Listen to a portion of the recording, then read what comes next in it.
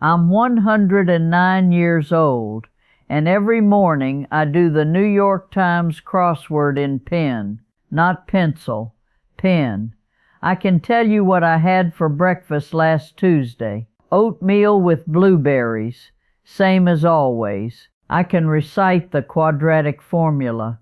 I know the year the Battle of Hastings was fought, and I remember the name of every student I failed in 45 years of teaching. There were only 6. People ask me, "Edna, how are you still so sharp?" They think it's luck, or good genes, or some magic trick. It isn't. It's work, and I'm going to tell you exactly what I did. But first, let me tell you why this matters. My sister Helen was 2 years older than me.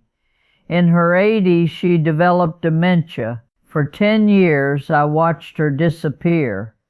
At the end, she didn't know my name, didn't know her own children. This woman, who remembered every birthday, every recipe, every grudge, gone.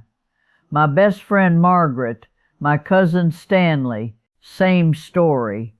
Half the people I grew up with lost their minds before they lost their bodies, and I made a decision.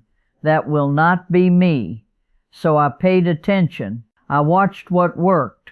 I watched what didn't. Here's what I learned. Use your brain every single day, not for easy things, for hard things.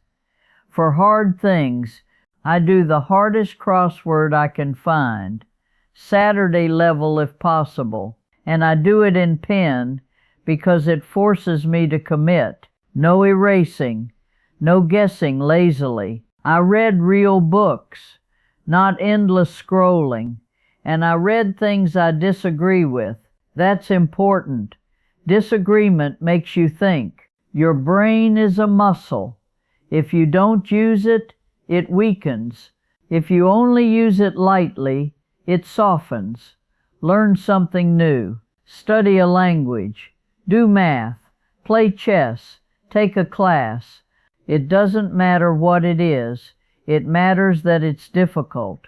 My sister retired at 60 and stopped challenging herself. Television all day. Nothing new. Nothing hard. 10 years later, she couldn't remember her own name. Coincidence? I don't believe in that many coincidences. Don't isolate yourself. Yes, people are irritating. I taught teenagers for 45 years.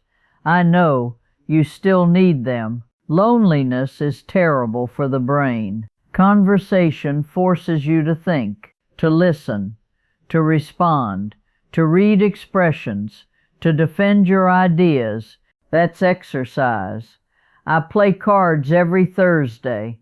I tutor algebra. I argue with my grandson about politics. He's wrong about most things, but he keeps me sharp. You don't have to like everyone. You just have to engage. Your brain needs friction. Move your body. No, I'm not running marathons, but I walk every day, around the block, to the store, through the house. Movement sends blood to the brain, and blood carries oxygen, and oxygen keeps things working. The people I knew who sat still all day faded faster. You don't need perfection. You need motion. 10 minutes is enough to begin. Protect sleep and food. This isn't glamorous. It's basic. 8 hours of sleep.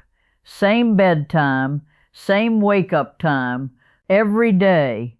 Your brain cleans itself while you sleep. That's not poetry, that's science. It flushes out waste built up during the day. But it can't do that if you're up all night staring at a screen. And food, eat real food. Vegetables, fish, olive oil, less sugar, less processed nonsense. Your brain runs on what you give it. If you feed it garbage, it performs like garbage. Simple. have a reason to wake up. This might be the most important one. When I retired, I didn't stop working. I started tutoring. I joined the library board. I stayed useful. After my husband Walter died, people expected me to fade away. That's what widows do.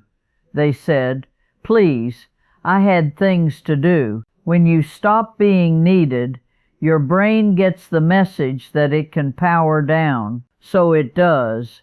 Purpose keeps you alert. It doesn't have to be grand. It just has to matter to you. A project, a person, a responsibility, something that requires you to show up. I'm 109. I've outlived most of my generation. This isn't luck. It's decades of small, boring, consistent choices. Challenge your brain. Stay connected. Move your body. Sleep properly. Eat real food. Have purpose. My students always wanted shortcuts. There weren't any in calculus. There aren't any here either. Now, if you'll excuse me, 43 across isn't going to solve itself. Go do your homework.